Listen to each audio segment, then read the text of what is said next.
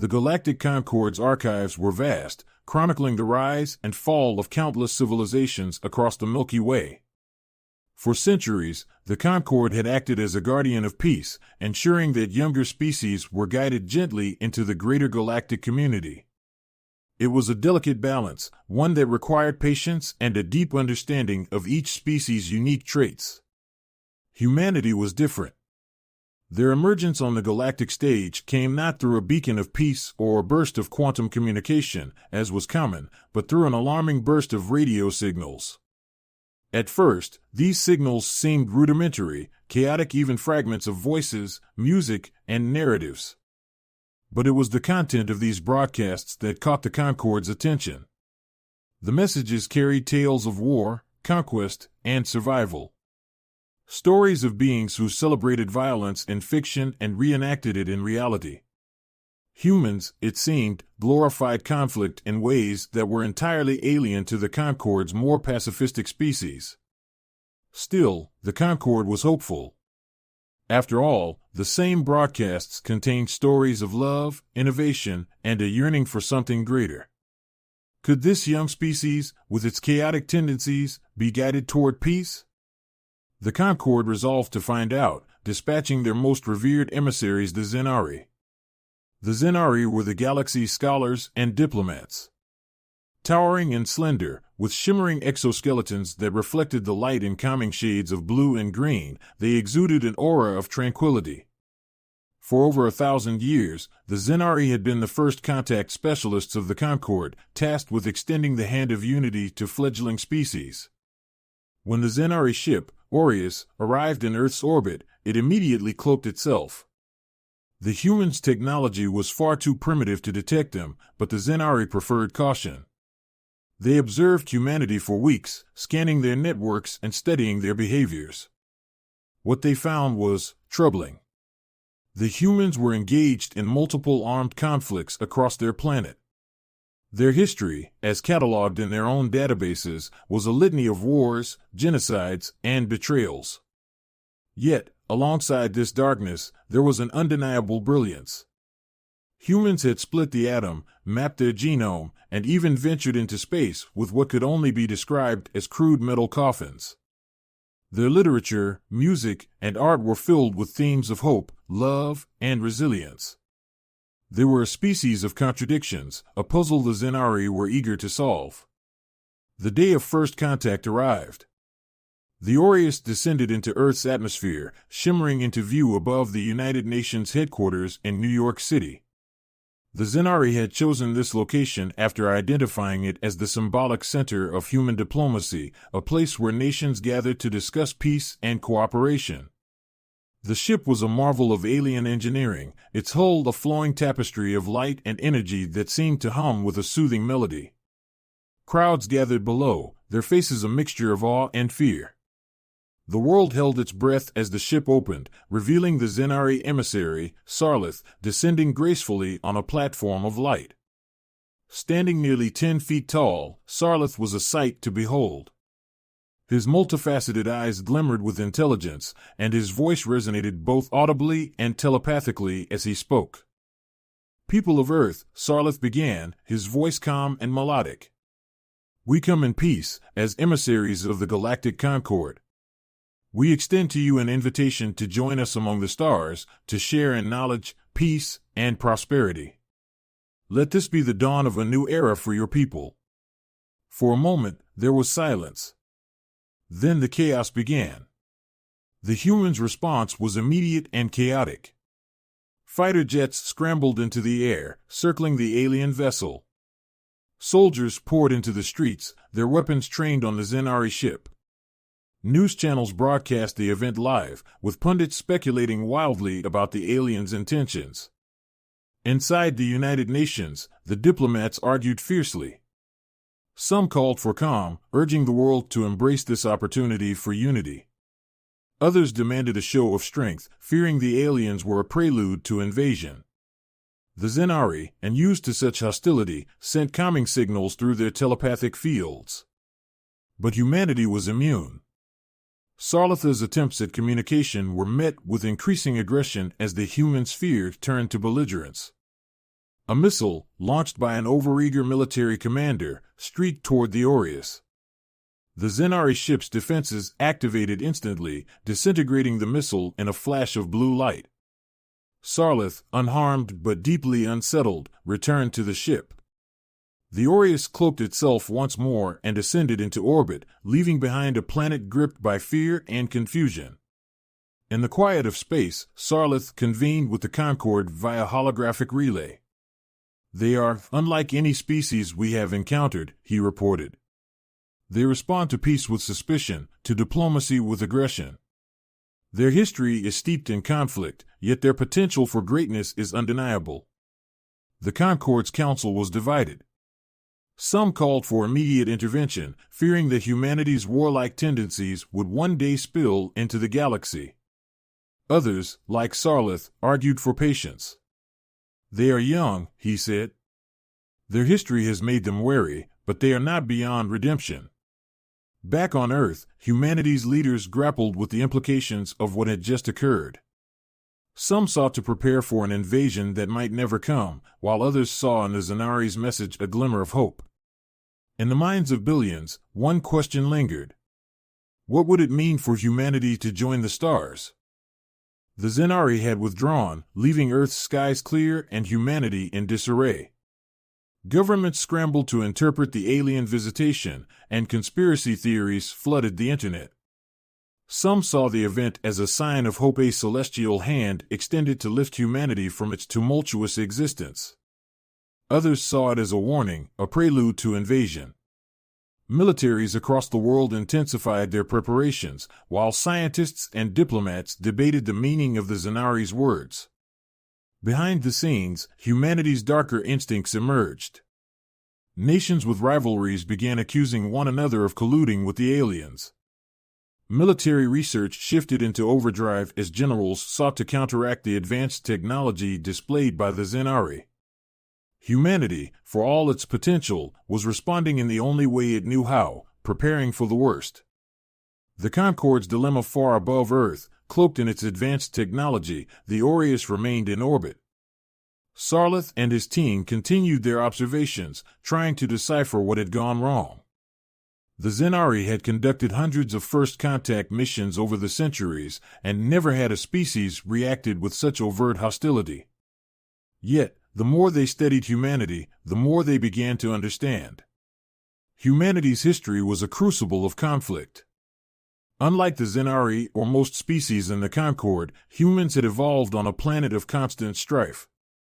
They faced predators more powerful than themselves, climates that shifted unpredictably, and diseases that ravaged their populations. Survival had demanded adaptability, ingenuity, and above all, a willingness to fight. Through their studies, the Zenari uncovered key moments in human history. They saw how humans had harnessed fire, not just for warmth and cooking, but as a weapon.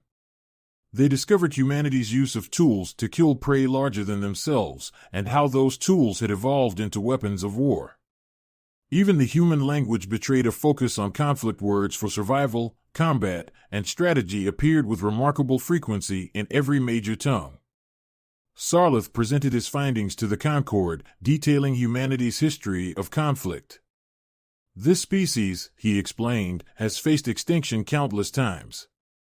They have survived not because they are the strongest, but because they are the most relentless.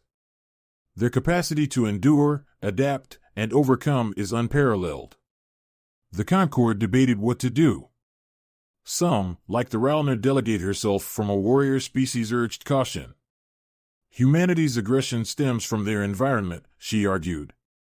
But it is also their strength. If they can be guided, they may become our greatest allies. Others were less optimistic. The Caltrax, a race of peaceful philosophers, called for isolation. Their nature is incompatible with the harmony of the Concord, the Caltrax envoy declared. If they spread beyond their world, they will bring destruction. For the first time in centuries, the Concord was divided. The simulated invasion. To better understand humanity's nature, the Concord authorized a bold experiment. The Orcs would conduct a simulated invasion of Earth, a non-lethal test to gauge humanity's response under controlled conditions. The Zenari's holographic technology would create the illusion of alien drones descending on major cities, while their ships remained safely cloaked in orbit. No real harm would come to Earth, but the experiment would reveal how humans reacted to an existential threat. The simulation began with the sudden appearance of massive alien constructs hovering over Earth's largest population centers. These constructs, though purely illusions, appeared terrifyingly real. They released swarms of drones that began targeting infrastructure holographically, severing power lines, destroying communication networks, and cutting off transportation routes. Humanity's response was immediate and chaotic. At first, governments tried to make contact, broadcasting messages of peace and surrender. But when the drones ignored their pleas and continued their assault, humanity shifted gears. Within hours, the world's militaries launched counterattacks. Fighter jets and missiles targeted the alien constructs, their operators undeterred by the fact that their weapons had no effect. The illusion of invincibility only seemed to fuel their determination.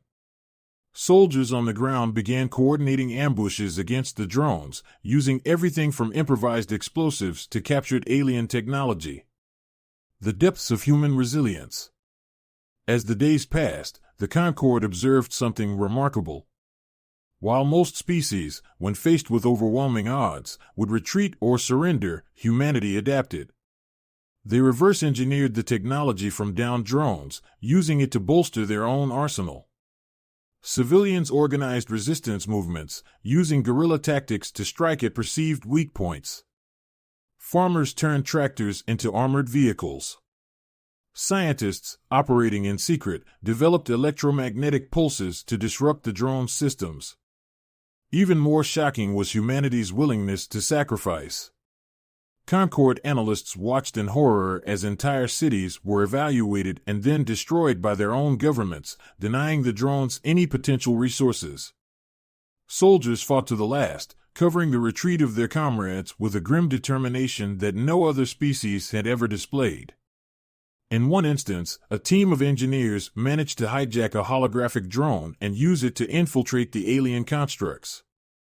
The engineers, knowing the mission was likely suicidal, transmitted data back to Earth before being eliminated by the simulation.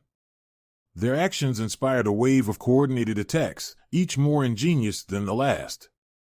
The experiment ends. After 3 weeks, the Zenari ended the simulation. The alien constructs vanished, leaving behind a battered but unbroken humanity. The experiment had yielded results far beyond what the Concord had anticipated and not in the way they had hoped. Sarlith presented his findings to the Concord Council. Their aggression is not mindless, he explained. It is calculated, driven by a need to survive at any cost. They fight not because they desire conquest, but because they refuse to be conquered. The Concord was shaken. Humanity's ability to adapt, innovate, and persevere was unlike anything they had ever encountered. While most species would crumble under the weight of an overwhelming force, humanity thrived in the chaos, turning even their disadvantages into opportunities.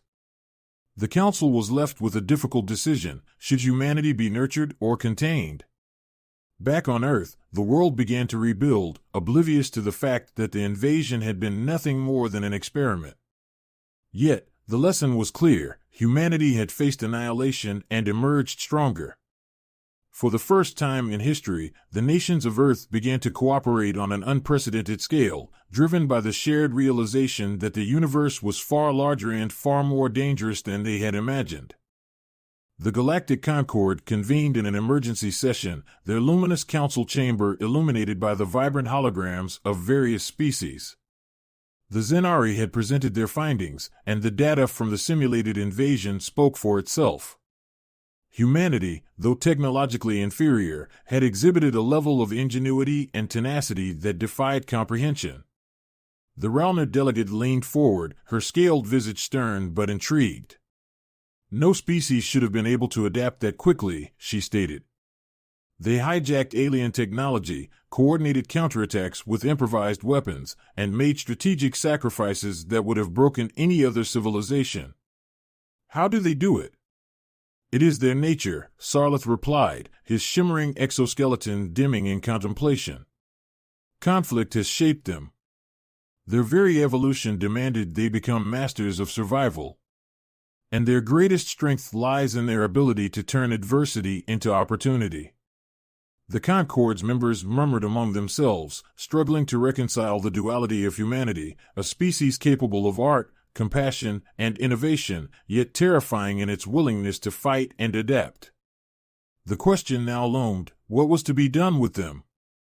Testing humanity's limits determined to better understand humanity's resilience, the Concord authorized a second experiment. This time, the Zenari would test not humanity's military might, but their psychological endurance. The new plan involved subtle, non-lethal provocations, disrupting Earth's weather patterns with controlled atmospheric interference, creating global communications blackouts, and introducing carefully engineered challenges to humanity's food and water supplies. The Concord's hope was that humanity, when faced with prolonged hardships, might fracture. Perhaps their cooperation during the simulated invasion had been an anomaly born of desperation. If they could be broken psychologically, they might be deemed a manageable risk. The experiment began with a sudden and unexplained series of natural disasters. Hurricanes struck with unprecedented ferocity, droughts ravaged once fertile regions, and strange auroras filled the skies, interfering with satellite signals. Governments scrambled to respond, deploying resources to affected areas. Panic spread, but instead of collapsing into chaos, humanity showed a remarkable ability to rally. Within days, engineers and scientists devised ways to restore communication networks, repurposing obsolete technologies like shortwave radios and fiber optics. Farmers adapted to the droughts by building massive desalination plants and employing vertical farming techniques in urban areas. Communities pooled resources, forming local alliances to care for the vulnerable. Even as tensions flared between nations, grassroots movements emerged to bridge the divides. Social media, despite the blackouts, became a rallying tool, with people sharing survival tips, organizing relief efforts, and spreading messages of solidarity. The Concord watched in awe as humanity transformed hardship into innovation. Their resilience was not born of instinct alone, but of a collective will to survive. The turning point after 6 months, the Concord decided to escalate the experiment. Using advanced cloaking technology, the Zenari created an illusion of extraterrestrial threats, not an invasion, but mysterious accidents. Orbital satellites malfunctioned, power grids experienced strange surges, and aircraft disappeared without explanation. The goal was to instill paranoia and fracture humanity's fragile cooperation. The response was not what the Concord expected. Humanity, far from succumbing to fear, redoubled its efforts to understand the anomalies. Independent thinkers, scientists, and even amateur enthusiasts began collaborating across borders. When the incidents were traced back to inexplicable electromagnetic patterns, humanity reached a startling conclusion: they were not alone. Rather than fear, the prospect of extraterrestrial influence sparked a surge of curiosity. Humanity began to prepare for the unknown, not with aggression, but with determination. Governments pooled their resources to develop faster-than-light communication prototypes, while engineers devised defensive measures for orbiting satellites. And yet, the militaristic aspect of humanity remained. While some sought peace, others prepared for war. Underground bunkers were fortified, fleets of spacecraft were designed, and nuclear weapons were repositioned to target the skies. The Concord was divided once again. To some, humanity's ability to blend diplomacy with militarism was a sign of maturity. To others, it was a terrifying reminder of their potential for destruction. The experiment collapses. The final phase of the experiment involved direct interference. The Zenari deployed cloaked drones into Earth's atmosphere, designed to be subtly detectable. These drones emitted harmless signals mimicking alien technology, hoping to provoke humanity into revealing its true nature. Within weeks, the drones were discovered and intercepted. The humans, to the Zenari's astonishment, didn't simply destroy them, they analyzed them. Military laboratories disassembled the drones, reverse engineering their components with astonishing speed. Within months, humanity had developed prototypes of energy weapons and shield technologies based on the drone's design. What happened next shocked the Concord to its core. Instead of hoarding the technology, humanity disseminated it globally. Factories were retrofitted to mass-produce energy-based defensive systems. Civilian engineers improved upon the original designs, creating smaller, more efficient versions. The Concords experiment had not just failed, it had backfired spectacularly. Humanity, now aware of alien interference, issued a united message to the stars. Using every communication medium at their disposal, they broadcast a simple declaration. To those watching, we seek peace, but we are prepared for war. The message echoed across the galactic network, reaching even the most distant members of the Concord. For the first time in millennia, the Council found itself truly afraid. Humanity, with its relentless adaptability and capacity for unity in the face of adversity, had proven itself to be the galaxy's most formidable emerging power. Repercussions. Sarlith addressed the Council, his voice heavy with the weight of responsibility. We underestimated them, he said. They are not a species that can be subdued or manipulated. Humanity is not simply aggressive, they are creative, resourceful, and unyielding. If we attempt to control them, we will only strengthen their resolve. The Caltrax delegate spoke up, his voice tinged with despair. They dismantled our technology in weeks. They turned our experiment into an opportunity. They are unlike any species we have ever known. How can we trust them? The Ralner delegate smiled faintly. Trust them? No. But perhaps we can respect them. They are warriors, yes, but warriors who dream of something greater. That makes them dangerous, but it also makes them extraordinary. The Council fell into silence, the decision of what to do with humanity looming over them like a storm cloud. On Earth, humanity stood on the brink of a new era. Though they still did not know who had been watching them, they were certain of one thing: the stars were no longer out of reach. And whatever awaited them among the galaxies, they would be ready. The galactic Concord, once a bastion of unity and peace, was shaken to its core. Never before had they encountered a species that simultaneously terrified and fascinated them as humanity did. Over the years, the Concord had welcomed countless civilizations into their fold, guiding them away from their violent tendencies toward enlightenment and cooperation.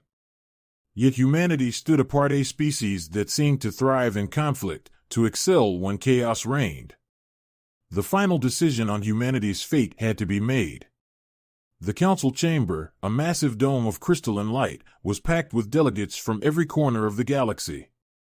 Each species was represented: the serene Zenari, the warrior Ralner, the philosophical Caltrax, and hundreds of others, their forms as diverse as the stars themselves. Sarlith, the Zenari emissary who had spearheaded the experiments, stood at the center of the chamber. He was weary, his once shimmering exoskeleton dulled from the strain of recent events. Honored members of the council, he began, his voice echoing throughout the chamber, humanity is a paradox. They are creators and destroyers, warriors and dreamers. Their capacity for violence is matched only by their capacity for innovation. We must decide now whether they are a threat to the galaxy or its greatest hope. The council's debate. The Ralner delegate, a hardened veteran with scarred scales that gleamed under the chamber's light, spoke first. We Ralner were once feared, much like these humans. We too were forged in the fires of war. But we learned to channel our strength into protecting the weak, into preserving peace. Humanity has that same potential. I believe they could become the defenders of the galaxy, if given the chance. A Caltrax philosopher floated forward, their jelly-like form pulsating with agitation. Potential? That is a dangerous word. Their experiments with alien technology were reckless. They turned our own creations against us within months. And their history is drenched in blood, genocide, enslavement, war. What happens when they turn that ingenuity outward, toward us? Murmurs of agreement rippled through the council, but Sarlith raised a hand to silence them. Their history is indeed violent, but it is also filled with acts of unparalleled compassion.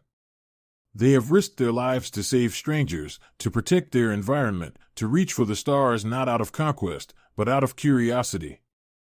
They are not monsters, they are survivors. The debate raged for hours. Some called for immediate containment, arguing that humanity's rapid advancement posed a threat to the stability of the galaxy. Others advocated for isolation, suggesting Earth be quarantined and left to develop or destroy itself on its own. A few, like the Ralner, proposed mentorship, believing humanity could be guided toward peace. But one thing was clear to all: humanity could not be ignored. Humanity's first step, unbeknownst to the Council, humanity was already preparing for its next leap. After years of research, Earth's brightest minds had finally cracked the secret of faster-than-light travel. The first human starship, Endeavour, was a patchwork of Earth's most advanced technologies combined with what little they had reverse-engineered from the mysterious alien drones. It was a testament to human ingenuity and determination. The Endeavour launched from a sprawling facility in the Nevada desert, its engines blazing with the power of humanity's newfound ambition. The ship's destination was Proxima Centauri, a nearby star system that had long been a source of fascination for Earth's astronomers. Though its mission was peaceful, an expedition to explore and establish contact if any intelligent life existed, the ship bristled with defensive capabilities. As the Endeavour vanished into the void, humanity held its breath. The stars were no longer an abstract dream, they were within reach. Yet few realized that their journey had not gone unnoticed. The Concords Decision. The Council had reached an impasse. Unable to agree on humanity's fate, they turned to an ancient protocol: a unanimous vote would be required for any action against Earth. After weeks of deliberation, the final vote was cast. The decision was clear: humanity would be left alone for now. They would be watched, monitored from a distance, but the Concord would take no direct action. Any interference, they feared, would only provoke humanity's wrath or accelerate their technological progress. Instead, the Concord would focus on preparing for the inevitable, the day humanity ventured into the wider galaxy. Sarlith, though relieved by the decision, remained uneasy. "We may have bought ourselves time," he warned, "but we must use it wisely. Humanity is not a threat yet, but if we provoke them, if we fail to guide them carefully, they will become one." First contact, again. The Endeavour entered the Proxima Centauri system with no fanfare, its crew a mixture of seasoned astronauts, scientists, and diplomats. For weeks, they explored the barren planets and lifeless moons, cataloging data and relaying their findings back to Earth. Spirits were high. Humanity's first interstellar mission was a success. Then they found the artifact. Buried beneath the ice of Proxima's second moon was a structure clearly artificial, clearly alien. Its design was unlike anything Earth had ever seen, yet its purpose was unmistakable: it was a beacon. As the crew activated it, a signal pulsed out into the cosmos, a low-frequency hum that resonated across the ship's hull. Unknown to the humans, the signal reached the ears of the Concord. The warning. Back on Earth, the discovery of the alien artifact sent shockwaves through society. It was undeniable proof that humanity was not alone. Governments raced to decipher the beacon's purpose, while the public speculated wildly about what or who might respond. Months later, humanity received its answer. Across every frequency and every language, a message appeared. It was brief, chilling in its simplicity. "Humanity, we have watched. We have seen your strength, your resilience, your ambition. The galaxy is vast, and it is not kind. Be cautious in your journey. For while you dream of peace, others dream of conquest. And they will not underestimate you." The message bore no signature, no indication of its sender. But it left an indelible mark on humanity. The stars, once a symbol of endless possibility, now seemed darker, more dangerous. Epilogue. In the years that followed, humanity advanced with both caution and determination. They established colonies, built alliances, and prepared for the unknown. The warning had not deterred them, it had inspired them. Far across the galaxy, in the Concord's council chamber, Sarlith watched the latest reports from Earth. Humanity was growing, changing, becoming something new. He turned to the Ralner delegate, who stood beside him, watching the same footage. "They will come," Sarlith said. "One day, they will reach us." The Ralner delegate nodded, a faint smile crossing her scaled face. "When they do, let us hope they come as allies. For if they come as enemies..." She didn't finish the sentence. She didn't need to.